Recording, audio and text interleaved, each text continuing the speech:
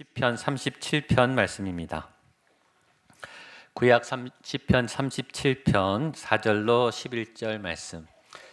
금년에 우리가 첫 주에 보았던 말씀입니다. 마지막 주에 같은 말씀을 보고 싶어서 오늘 말씀을 듣겠습니다. 시편 37편 4절로 11절, 제가 한 절, 여러분 한 절 나눠 읽겠습니다. 또 여호와를 기뻐하라. 그가 내 마음의 소원을 내게 이루어 주시리로다. 내 길을 여호와께 맡기라. 그를 의지하면 그가 내 의를 빛같이 나타내시며 내 공의를 정오의 빛같이 하시리로다.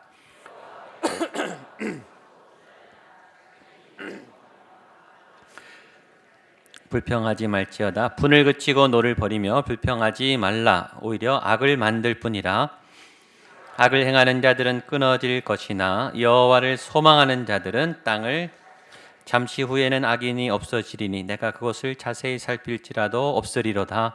그러나 온유한 자들은 땅을 차지하며 풍성한 화평으로 즐거워하리로다. 아멘. 우리 시온 찬양대가 1년 동안 찬양의 자리 또 지켜왔고 또 열심히 섬겼는데 우리 큰 박수로 한번 격려해 주시면 좋겠습니다. 오늘 말씀 제목이 여호와를 기뻐하라. 내 마음의 소원을 이루어 주시리라. 금년 저희 교회 표고 기도 제목이었습니다. 한번 따라서 선포하시죠. 여호와를 기뻐하라. 여호와를 기뻐하라. 내 마음의 소원을 이루어 주시리라. 옆에 분에게 여호와를 기뻐하십시오. 소원이 이루어집니다. 아멘. 아멘. 한 해를 마감하고 또 한 해를 준비하는 그런 의미 있는 기간입니다. 금년 안에 저희 교회 굉장히 많은 일들과 굉장히 많은 사역과 굉장히 많은 행사들이 있었어요. 정신없이 아주 숨가쁘게 달려왔습니다. 저도 목양교회 담임으로 이제 처음 와서 적응하면서 또 이 행사들을 하면서 사역들을 하느라고 저도 정신이 없었고 또 잘 따라주는 성도님들께 감사를 드립니다.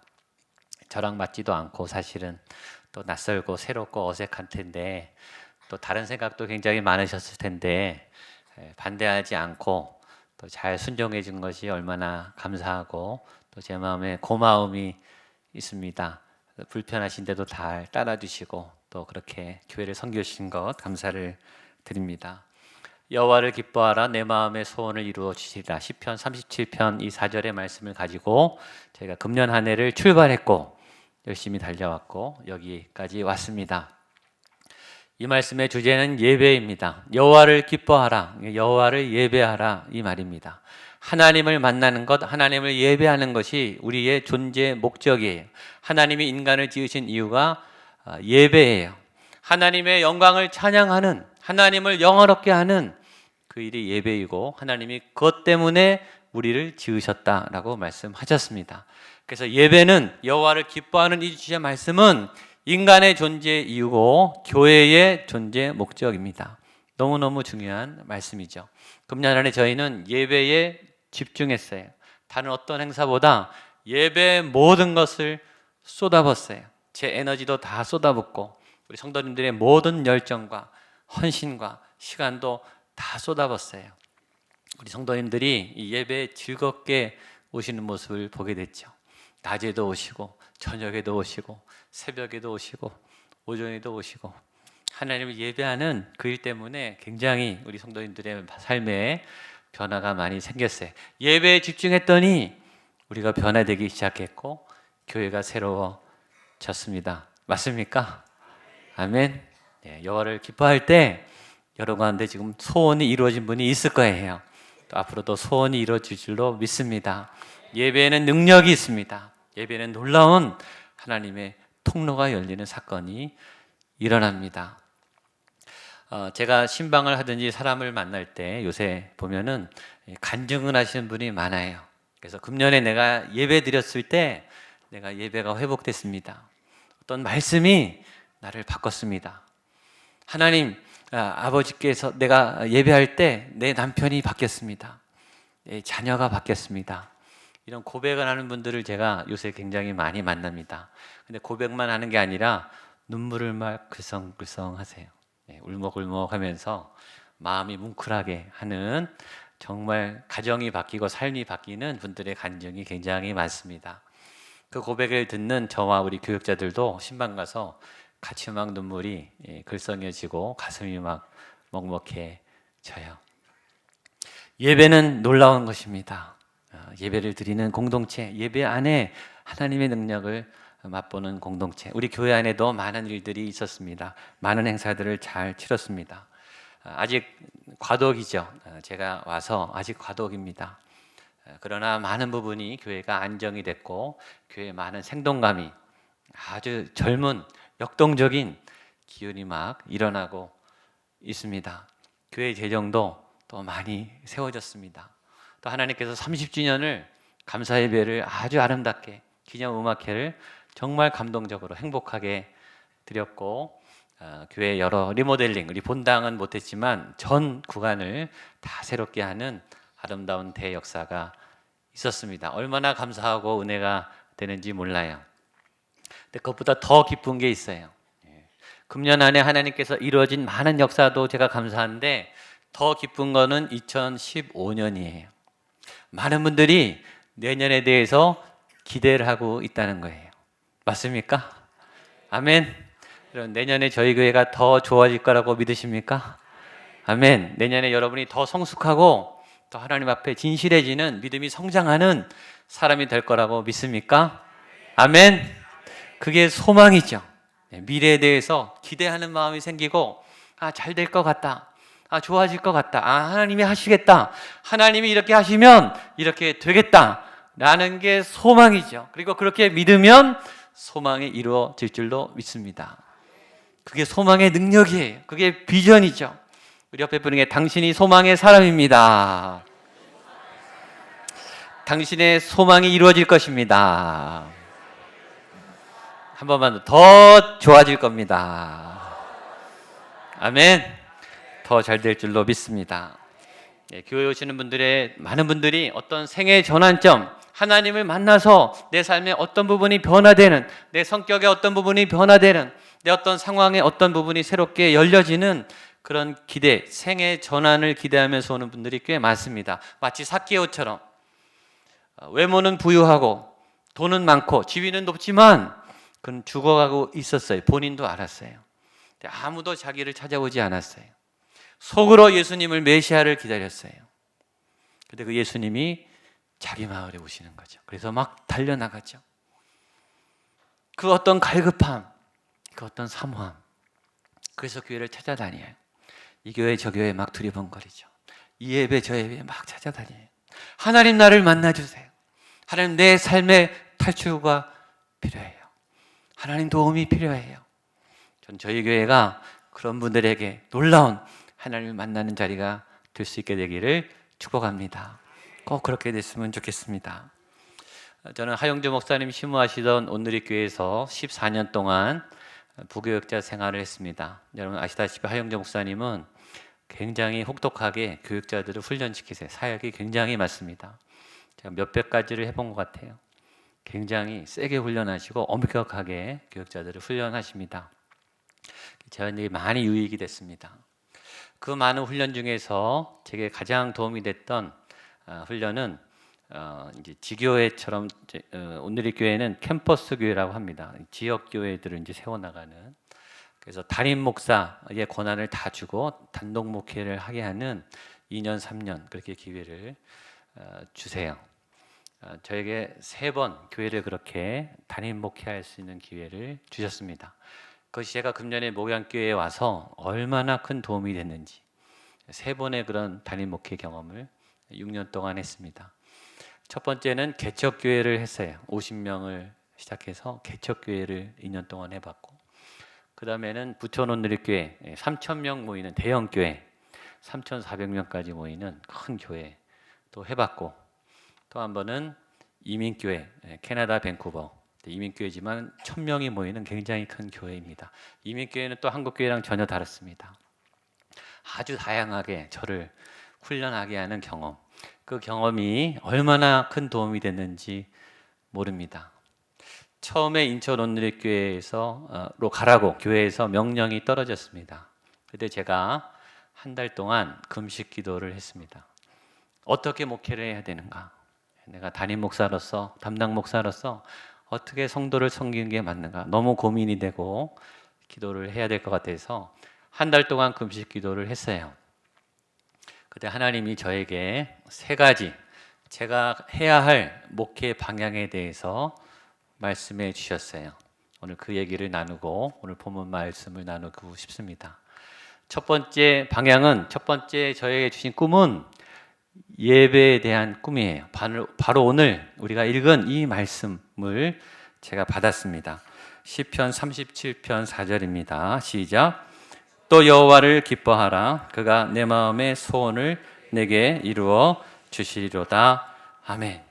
하나님을 만나게 하는 예배에 목숨을 거는 그런 목회를 해라. 제가 꿈꾸는 예배를 제가 여러 번 강대를 통해서 여러분에게 설명드렸습니다.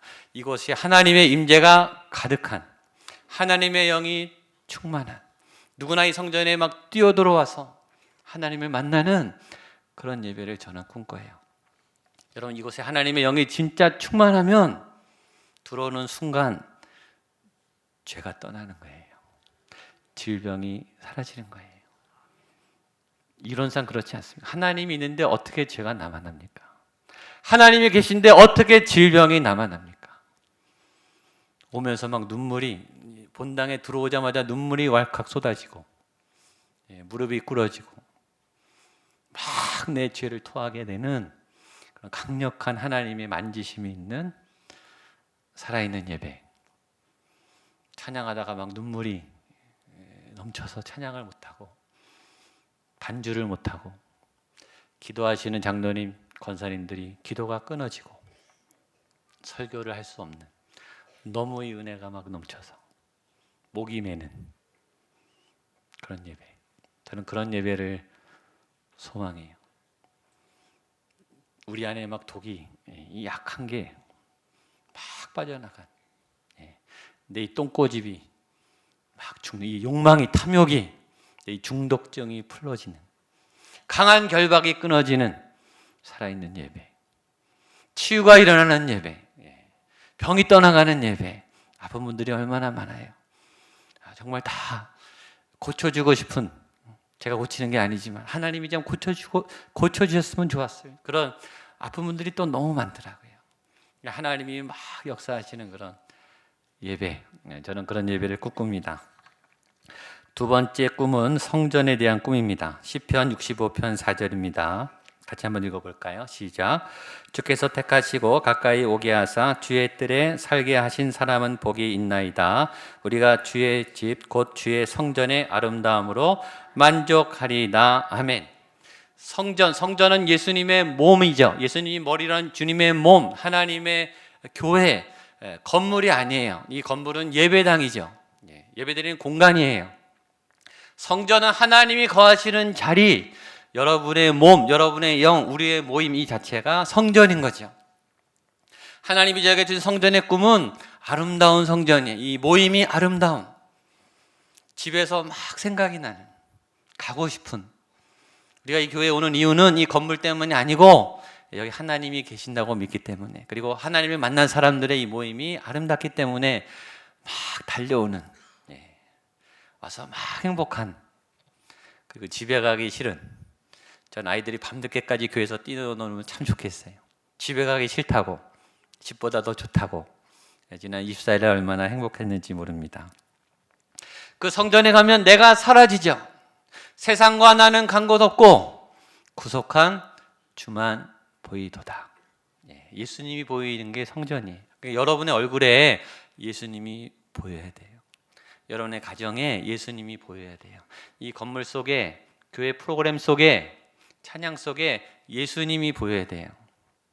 목사가 보이면 안 돼요. 리더가 보이면 안 돼요. 프로그램이 보이면 안 돼요.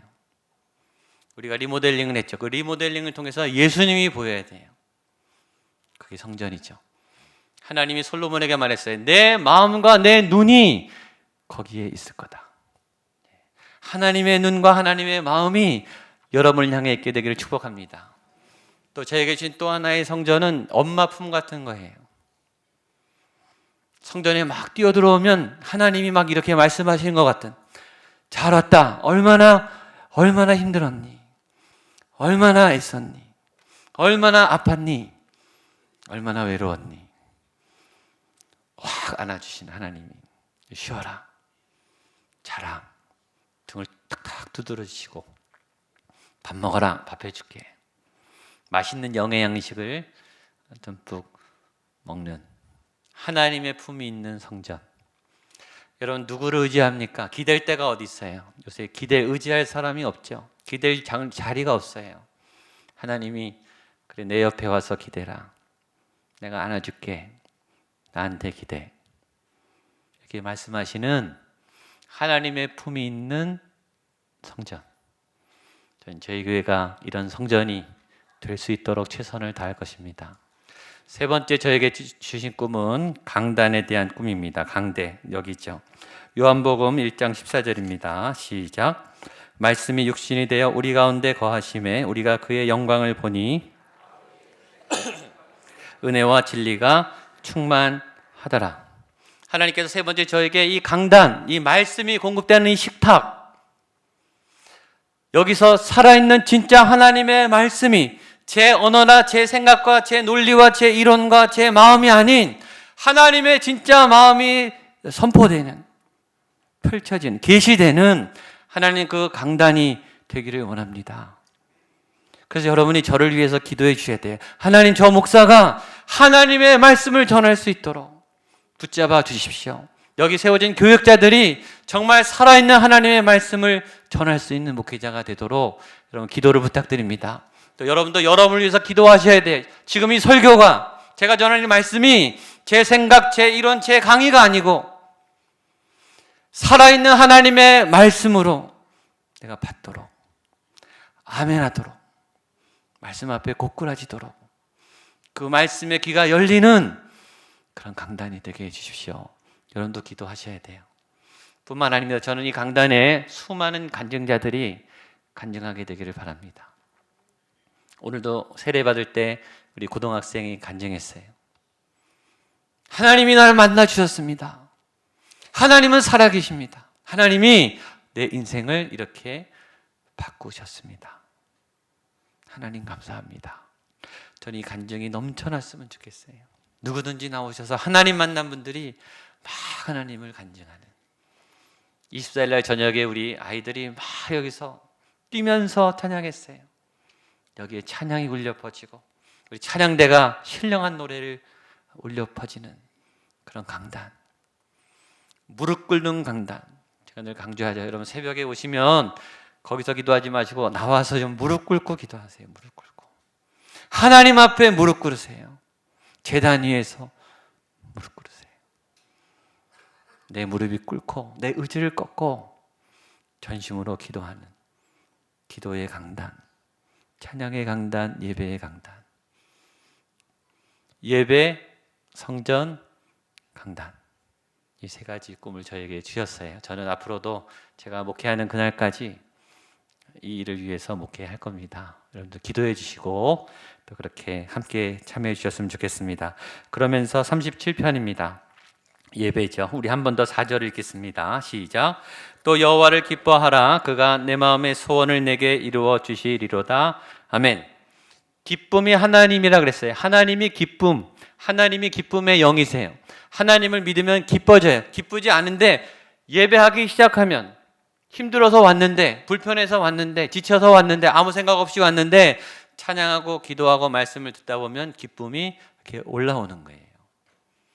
그분이 기쁨이시기 때문에 여러분의 상황과 관계없이, 여러분의 컨디션과 관계없이 하나님을 만나면 기쁨의 샘이 터질 줄로 믿습니다.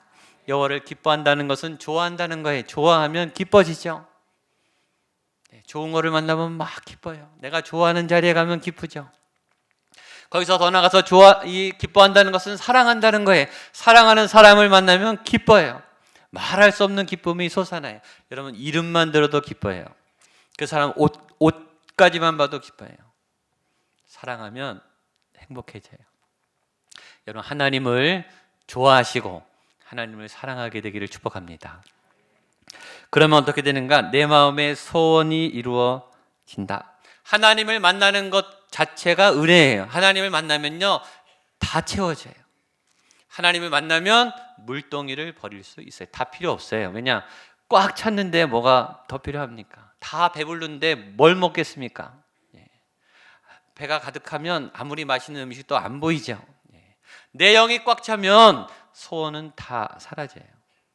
근데 하나님은 그 감사한 그 자리에 보너스를 주신다는 거예요. 소원이 이루어진다는 거예요. 금년 안에 소원이 이루어진 분이 분명히 있어요. 하나님 예배한 분들, 하나님 앞에 바르게 세워진 분들이 하나님이 응답하시는 간증이 많이 있어요. 앞으로도 그 간증이 넘쳐날 줄로 믿습니다.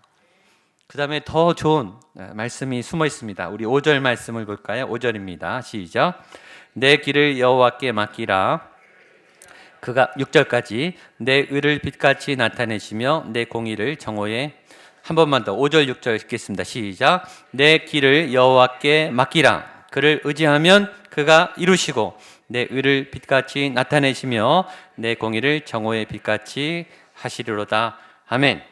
내 길을 여호와께 맡기라.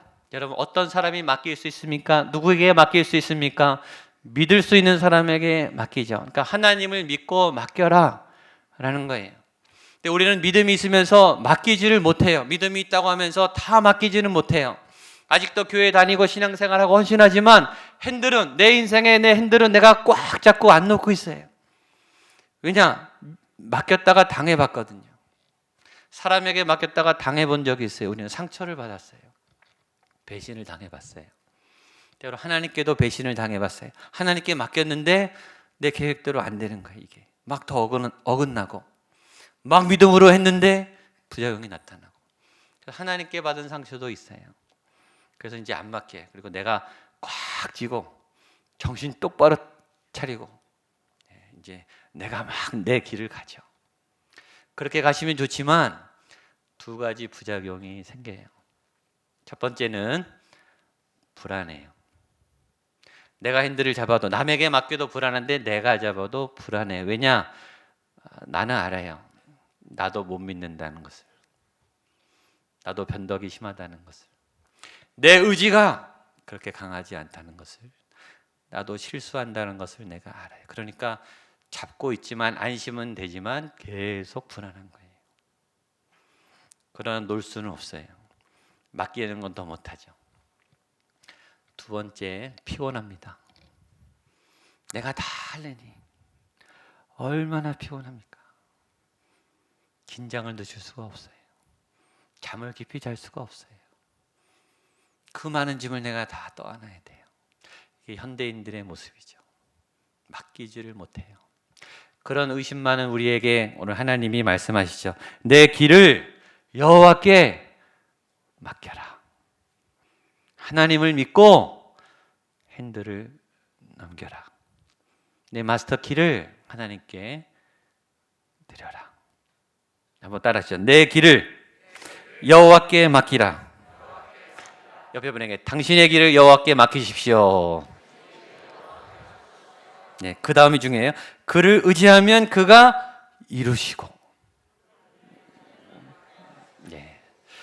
그를 의지하면 그가 이루십니다. 아멘. 맡기라 그러면 다 맡겨야 되는가? 다 맡기되 우리 할 일은 해야 되는 거예요. 이게 아주 묘한 말이죠. 물매는 다윗이 던지지만 다윗은 물매는 던져야 되는 거예요. 골리앗 앞에는 서야 되는 거예요. 나는 내 몫을 하고, 내가 팔짱 끼고 있으면 하나님이 다 풀 서비스를 하신다. 그게 아니라 하나님이 나와 동역하시는 거죠. 중심을 하나님께 맡기고 가는 거예요. 나는 골리앗 앞에 서서 물매를 던져야죠. 나는 맹물을 퍼다가 그 환관장에게 나눠줘야 돼요. 잔치에 나눠줘야 물이 포도주로 변하는 건 하나님이 하시는 거죠. 그물을 내리는 건 내가 하면 하나님이 잡히게 해주시는 거죠. 그를 의지하면, 믿음의 행동을 하면 그가 이루시고, 그러니까 여러분이 여러분을 통해서 하나님이 하시는 그 경험을 하게 되기를 축복합니다. 하나님 근데 꼭 내가 한 것처럼 막 역사하세요. 나도 했죠. 하나님이 다 하셨지만 나도 해서 막 기쁜 거예요. 마지막 하나님이 땅을 주신다고 말씀하십니다. 마지막 9절로 11절입니다. 시작. 진실로 악을 행하는 자들은 끊어질 것이나 여호와를 소망하는 자들은 땅을 차지하리로다. 악인이 없어지리니 내가 그것을 자세히 살필지라도 없으리로다. 그러나 온유한 자들은 땅을 차지하며 풍성한 화평으로 즐거워하리로다. 아멘. 하나님을 믿고 하나님을 예배하면 땅을 주십니다. 땅은 재산이에요. 땅에 대한 소유권과 통치권을 준다는 거예요. 소유권만 있어서 안 돼. 통치권이 있어야 돼요. 여러분 돈이 없어도 끌려다니고 돈이 있어도 끌려다녀요. 돈에 절절맵니다. 통치권이 없어서 그래. 소유권은 있는데 통치권이 없으면 소유에 매입니다. 하나님이 주실 때는 통치권까지 돈은 쓰는 거예요. 돈은 하인이에요. 여러분이 쓰시면 돼요. 돈이 주인이 아니죠. 돈을 다스리는 그 권세. 땅을 주시고 땅을 다스리는 온유한 자, 하나님을 예배하여 온유한 마음이 있는 여러분들에게 이 하나님의 놀라운 은혜가 넘치기를 주님의 이름으로 축복합니다. 아멘. 기도하겠습니다.